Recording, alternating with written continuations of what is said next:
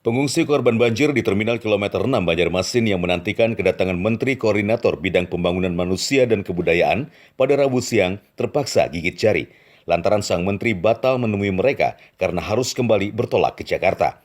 Padahal warga sudah menunggu cukup lama dan sangat ingin bertemu untuk menyampaikan curahan hati terkait dampak dari banjir saat ini. Kalau ketemu, sekiranya kayak ledeng, sekira jangan bayar bulan ini, dulu kayak lampu, yalah jangan berpihaknya yang 940 yang tinggi gini harus dibebaskan sama dampaknya sebertaan nih lah Pak. Nah, kayak ulan ini berjualan, berjualan mie abang, kepala ayam, wadah, Pak dijajah ke terminal tiap hari.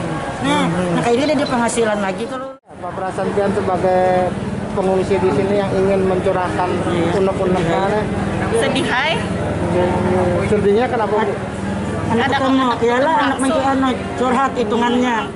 Dalam kunjungan kerjanya di Kalimantan Selatan, Menko PMK dijadwalkan mengunjungi sejumlah tempat penampungan warga terdampak banjir, di antaranya wilayah Sungai Tabuk, Kabupaten Banjar, dan Terminal Kilometer 6 Banjarmasin. Namun mendadak jadwalnya ke Banjarmasin diurungkan. Dari Banjarmasin, Adi dan Fili, Kalsel 1net.